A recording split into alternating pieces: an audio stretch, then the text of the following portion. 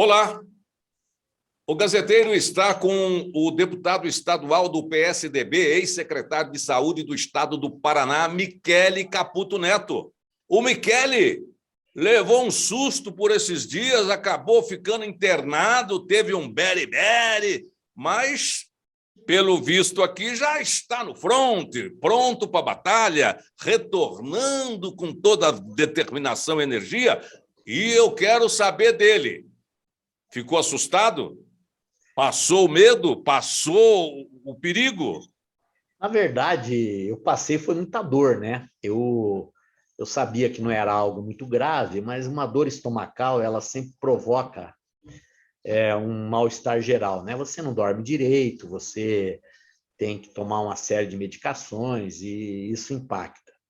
Mas eu fui muito bem atendido pelos médicos, pelos profissionais da enfermagem, nesse hospital fantástico, que é o Hospital do Rossio, lá em Campo Largo, que eu tive o prazer, como secretário, de apoiar a obra, a construção, e mesmo sendo um hospital, do ponto de vista da sua formatação jurídica privado, ele atende por baixo 90% de SUS, e no enfrentamento da pandemia, ele atendeu lá mais de 20 mil pessoas. Fiquei sabendo isso lá, conversando com as enfermeiras, com as técnicas, com os profissionais médicos, com a direção do hospital.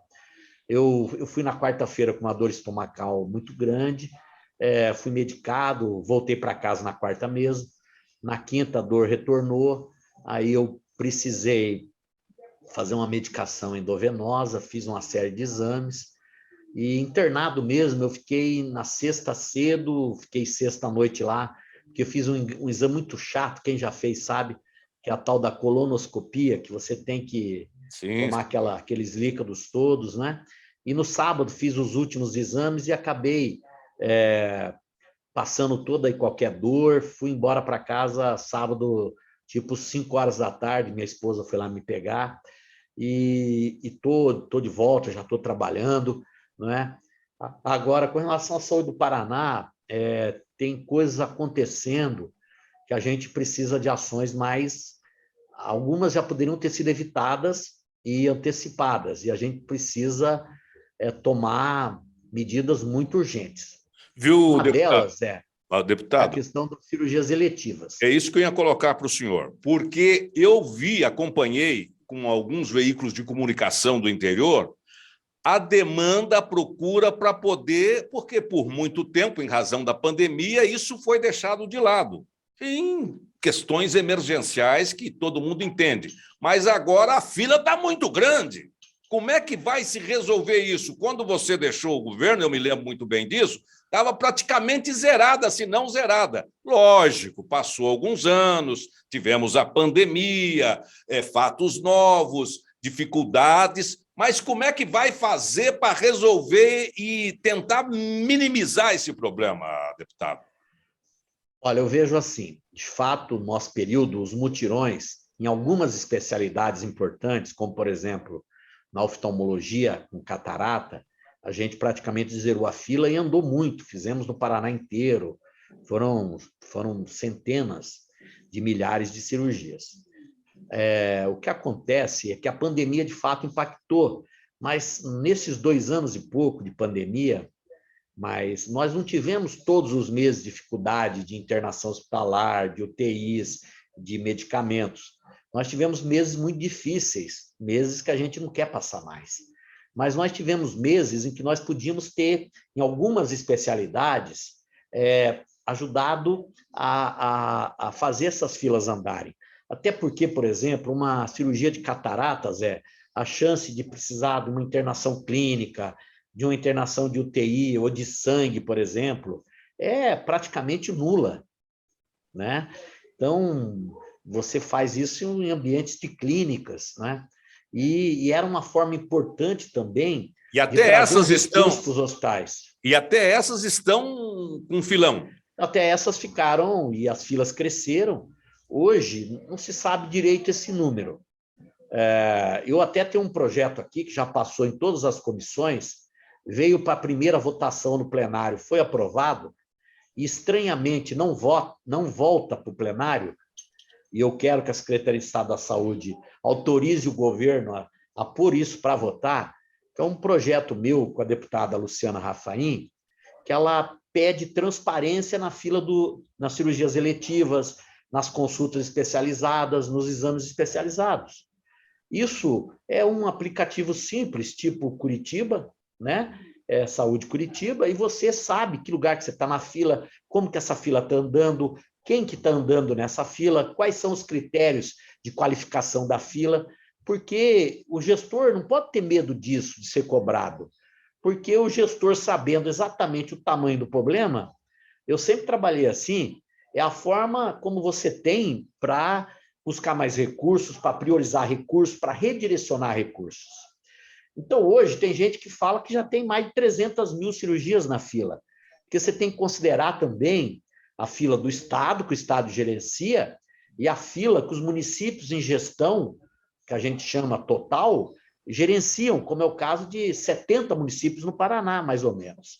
Então, isso tudo não dá menos de 250 mil cirurgias, com certeza absoluta. Eu sei que tem um mutirão aí que está sendo trabalhado, mas veja, para mim, importante que saia, mas já meio tarde, ainda vai fazer todos os processos, vai começar daqui, sei lá, 2, 3 meses, deve dar conta aí de, sei lá, 50, 60 mil cirurgias ao longo do ano, parte do ano que vem, mas tem medidas, tem sintonias que precisavam ter sido feitas. Então, essa coisa das eletivas, eu vou ficar continuando cobrando. A transparência na fila eu já cobrava, foi um dos primeiros projetos meus, lá em 2019, não tem a ver com pandemia, não tem a ver com fila. É um pedido do Conselho Nacional de Justiça. Eu tenho apoio de juízes federais, de juízes estaduais, de representantes dos usuários do sistema de saúde, não é? Tem um apoio de gestores que não têm medo de se confrontar com a verdade dos números. O que não dá é para o cidadão, a cidadã ir na unidade de saúde e a unidade dizer, ó, só está na fila, está na fila de espera. Sim, mas qual que é o tamanho dessa fila? Quando que eu vou ser atendido? Essa fila está andando quanto por mês? Quantas cirurgias? Porque a cirurgia letiva, ela pode não ser, num primeiro momento, emergencial ou urgente, mas ela pode se transformar. Se agravar o problema, vai. Sim, igual eu, por exemplo, eu fui para o hospital, não era uma situação de urgência e emergência, mas era uma dor tão grande que eu precisava ser medicado, eu precisava ser atendido. Então, você imagina pessoas que precisam de cirurgia ortopédica para voltar a trabalhar, para voltar a conviver dignamente com a sua família, para voltar a poder ter lazer, momentos de lazer. Uma pessoa que tem uma catarata, ela pode se agravar. E é uma cirurgia de 15 minutos, na média. Sim. Você faz 15, 20 minutos. A gente fez mais de 35 mil cirurgias de cataratas. Eu tive em Londrina, recentemente, um prestador lá, entre o mutirão de cataratas e as cirurgias que foram contratadas por nós, fez 16 mil cirurgias. Agora não chegou a 2 mil durante o ano inteiro, o ano passado. Então, isso tudo precisa ter prioridade. Não adianta jogar tudo na conta do Covid. E agora, o Covid, óbvio, temos que tomar os cuidados. Veja, você me conhece, eu fiz uma frente parlamentar, isso que eu iria 22 colocar. sessões, Isso que eu a gente está monitorando, a gente defende aí o uso de máscara nesses ambientes fechados, com evitar aglomeração, tudo isso a gente concorda. Agora, há uma situação de uma necessidade premente, não é, da gente dar respostas para o nosso povo, não é, que precisa, que não pode deixar de trabalhar, perder momentos de lazer, de vida familiar, não é, por conta da dor, por conta da necessidade de um procedimento. Viu, Michele, se você me permite, essa situação que você está colocando e o número de casos paulatinamente, dia a dia, vem aumentando novamente. Se nesse espaço que está aí diminuto o problema, não fazer e resolver essa situação que você está colocando, daqui uns dias, pelo visto, porque já pode voltar a essa situação que ninguém quer, mas que de repente pode voltar e aí vai atrasar mais ainda. Pois é, por isso que a gente não pode perder tempo. Quando você trata da saúde das pessoas, o tempo ele é imperativo, você precisa ter ele como seu aliado, né? E não ficar com planejamentos e com cautelas que você tem que ter a ousadia de fazer o que precisa ser feito. E outra coisa, Zé, que você acompanhou recentemente, eu fiz uma fala importante aqui, teve gestor que não gostou, teve gestor que tomou providência, que é o que a gente espera que seja feito quando algum deputado ou deputada coloca alguma situação, porque vários SAMUs do Paraná estavam ameaçando de parar. Sério? Sim, o SAMU do Norte Pioneiro, o SAMU dos Campos Gerais, o SAMU de Curitiba, ele ficou também os profissionais sem receber um tempo, o SAMU do Sudoeste também começou a dar sinais de preocupação, e por conta de que as empresas que terceirizaram, no caso de Curitiba, no caso dos Campos Gerais e no caso do Norte Pioneiro, elas não estavam pagando os seus profissionais. Tinha motoristas que estavam com dificuldade de comer, tinham profissionais que fazem um trabalho espetacular, esse trabalho do SAMU rodoviário, junto com o aeromédico. Depois, eu queria falar uma proposta que eu já coloquei aí, conversando com o pessoal do aeromédico, que eu converso muito com as pessoas, então as propostas necessariamente não saem da minha cabeça. Eu penso também, eu sou um profissional de saúde, completei 37 anos de carreira agora em abril, mas eu também sei Mas que o quando a aeromédico funciona desde a tua época. Ele na continua verdade, funcionando. assim, só para encerrar a questão do SAMUS, o pessoal está trabalhando mesmo com atrasos, o pessoal alguns gestores estão fazendo planos de contingência, que é o que eu pedi. Porque não adianta você explicar para as pessoas que o problema foi da empresa terceirizada, que ela recebeu e não pagou, ela está com os bloqueios financeiros. Tem uma empresa aí que está atendendo um monte de SAMU no Paraná, que não pode, que foi expurgada de Santa Catarina. Tá certo? Então, o dinheiro que cai na conta deles vai para pagar outros litígios, outros problemas que eles têm. Só que o povo que precisa desse serviço espetacular que é o SAMU, que é um serviço de caráter público, o povo não quer saber, tá certo? O povo precisa ter o serviço, não pode parar um minuto, pode Porque parar um dia, uma hora. O cara sofreu um acidente, ele não quer saber se a empresa terceirizada recebeu ou não recebeu, ele quer o sistema ali do lado dele. Ele quer o sistema e atuando e mostrando que foi importante. Só para registro, que outro dia falaram, o atual governo pegou o Paraná com 70 e poucos por cento de SAMU e agora praticamente é 100%. Eu peguei o Paraná como secretário de Estado da Saúde do governo Beto Richa, com 14 municípios do Paraná com SAMU.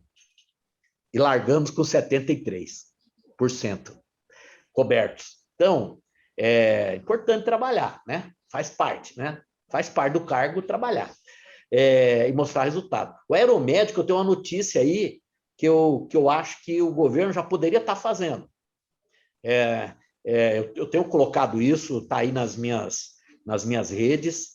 Eu conversei com o pessoal do Batalhão de Operações Aéreas da Polícia Militar, o Coronel Pussi, conversei com as empresas que atendem os aeromédicos, de fato, e a verdade é essa, antes do nosso período como secretário de Estado, o Paraná não tinha aeromédico organizado.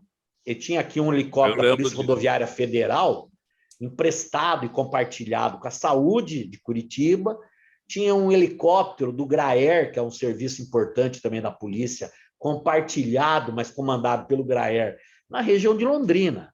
Aí nós colocamos um helicóptero específico para a saúde na região de Londrina, lá no Nortão.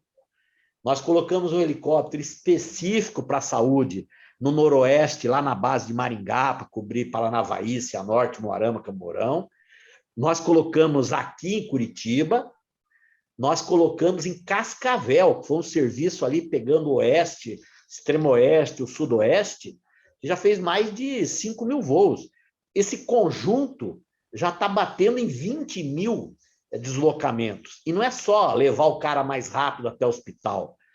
ele é atendido. Você tem um médico socorrista, intensivista, a enfermeira preparada, os pilotos, o apoio.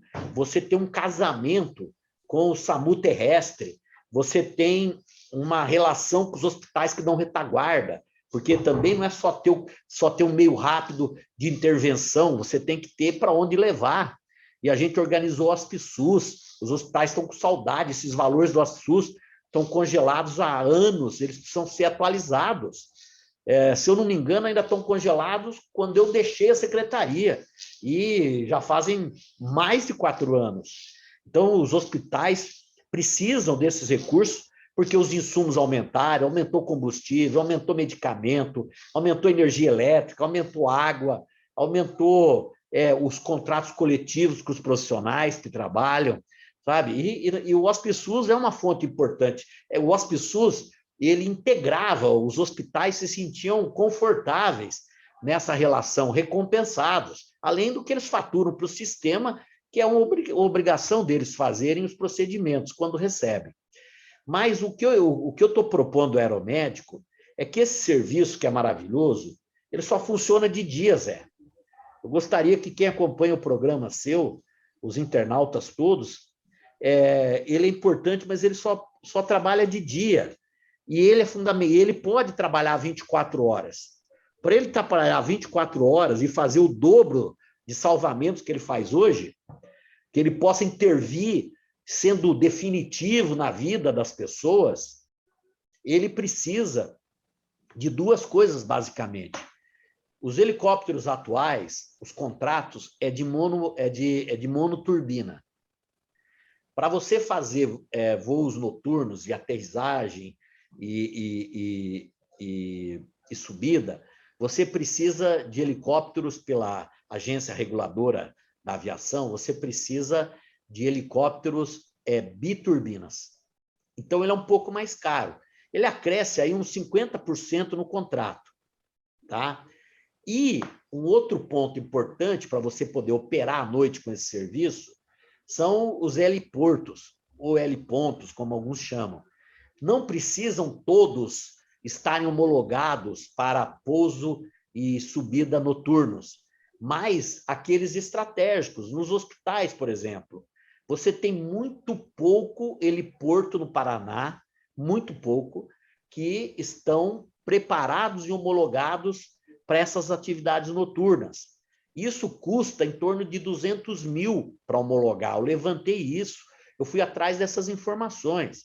Eu quero só falar aqui da região de Curitiba, que é o leste do Paraná. Aqui na região de Curitiba, que cobre uma parte importante da população paranaense, com 4 heliportos, 5, isso dá 1 milhão, e depois que você faz, é só manter, você não precisa pagar 200 mil todo mês, é só fazer a estruturação. E com 50% a mais nesse contrato, que talvez desse aí 5 milhões a mais por ano, que convenhamos, no contrato do Paraná, do governo do Estado, do orçamento que o Estado tem da saúde, é nada. Absolutamente nada. Não é nada. E se não tiver, tira da propaganda, tira de outra coisa. Tira da onde você não tem uma ação que salve vidas, né? Então, eu estou levando isso, apresentei aqui em plenário, gravei isso, fui conversar, é viável. O que eu estou falando, lembra quando o Beto Richa apresentou isso no programa de governo, na TV? Chegaram a botar um helicópterozinho de açúcar e bateram dizendo que era brincadeira de criança. Não é brincadeira de criança, já se mostrou que não é brincadeira de criança, né? Já salvou milhares e milhares de vidas, fez a diferença naqueles minutos que são vitais. Então, isso é algo que eu te digo, do tempo e do planejamento, já tem que fazer, entendeu? Já tem que fazer, e eu vou continuar cobrando, porque essa é uma ação que, se eu fosse gestor, faria, e que tem recurso para fazer, eu não estou propondo nada impossível. Mas nós temos outros problemas. Por exemplo, transplante no Paraná. A gente pegou em 10º lugar em 2011, largamos em 1º lugar, e o Paraná já caiu para 2º, tanto em captação quanto em doação. Em doação, não, captação e o transplante propriamente dito. Isso é preocupante porque a gente mudou já alguns meses atrás a médica que coordenava isso, que era uma grande profissional. Os hospitais estão com essas críticas com relação ao Hospice SUS defasado, a alguns incentivos que precisavam estar acontecendo. Não é só a Covid, não é só a UTI de Covid, até porque essa quem paga é o Ministério da Saúde e paga dobrado o leito, por isso que o que tem, se precisar, vai ser utilizado, porque é um recurso que atende às demandas do hospital, né, em grande parte, mas não é só isso, né? Então, a gente tem também essa coisa que está sendo, que a gente só está atento, que é o transplante. Você está colocando aí situações que são emergenciais, vamos dizer assim, porque saúde é um direito de todo mundo, sem exceção. Agora, não se avançou nisso, mas dias atrás a Assembleia Legislativa aprovou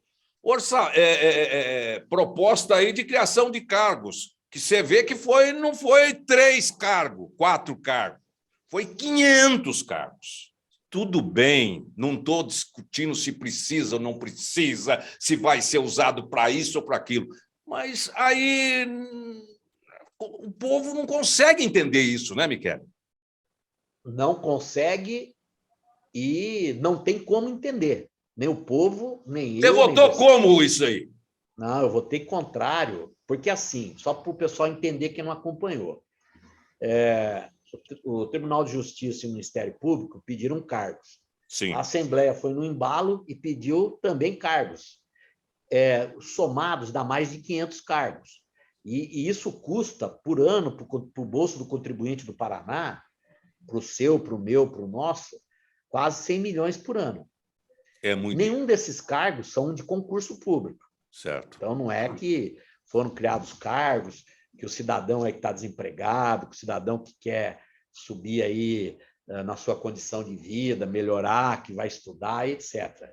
É tudo cargo comissionado, cargo de indicação. Que é cargo para dar para os cupincha. Os promotores, porque não é só indicação de político, também indicação de juízes.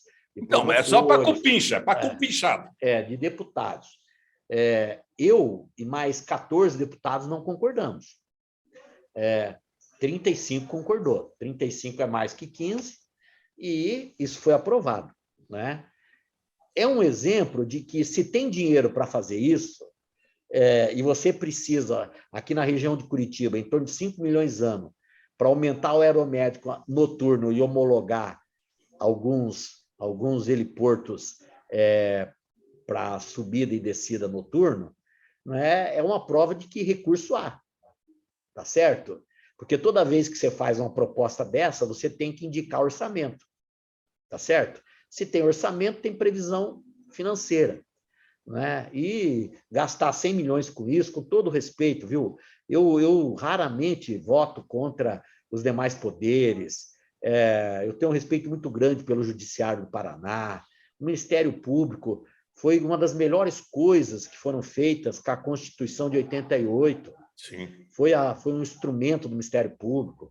Agora, eu sei que tem muita gente no Ministério Público também que concordou com isso, tem muita gente também, porque o Ministério Público foi o que mais ganhou, 200 cargos, se eu não me engano, então, 200 cargos. Então, assim, Zé, essas coisas que não podem acontecer, porque a gente tem que entender o momento que esse país vive. E é o que eu falei agora há pouco. Pode até existir isso e aquilo para dar respaldo legal, mas só que é o seguinte, a dona Maria, que mora lá não sei aonde, ela chega no posto de saúde, quer ser atendida, não é atendida, aí ela vê na televisão de noite que foi aprovado 500 cargos para cupinchada de uns e outros. O povo não consegue entender isso. Não consegue e não deve. Não Sim. Tem como entender. Nesse momento, de forma alguma, né, nós temos que recuperar a economia, fortalecer empresas. O que fechou de micro, pequena empresa, nós precisamos de fomento, nós precisamos de financiamento. Né? Eu, por exemplo, outro dia, eu briguei muito aqui, a gente perdeu por 3 votos.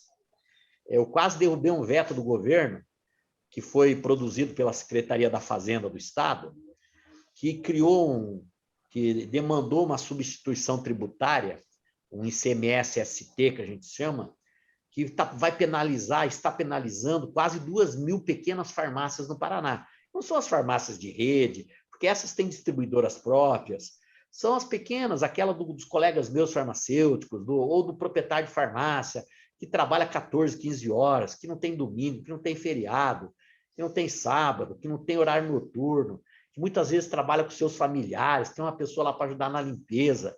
Eu recebi centenas de relatos. Aí a gente está segurando essa coisa há mais de 2 anos, aí conseguimos aprovar no final do ano passado uma lei, a Secretaria da Fazenda vetou pontos importantes da lei e a semana retrasada a gente perdeu, para derrubar o veto, precisava de 28 votos, a gente fez 25.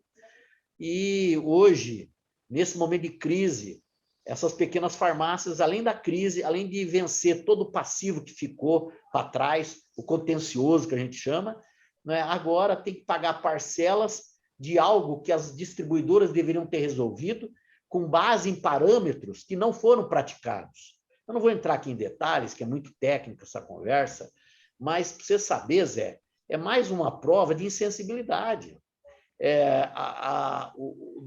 A prioridade agora não tem que ser uma sanha arrecadatória, não tem que ser arrecadar o que não se arrecadava, em que os grandes deveriam estar arrecadando e resolvendo, e transferir isso, jogar isso, quando Santa Catarina, por exemplo, ela faz correto, ela não presume um valor, ela não trabalha com preços presumidos de venda, ela trabalha cobrando o ICMS do preço praticado na venda.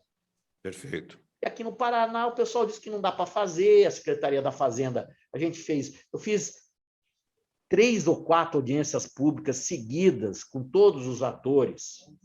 A OAB, o setor tributário da OAB, a Comissão de Tributaristas da OAB, disse que o melhor indicador era a margem de valor agregado, eles não quiseram usar, queriam usar o preço máximo ao consumidor, que é um absurdo, que ninguém pratica em lugar nenhum do mundo e do Brasil.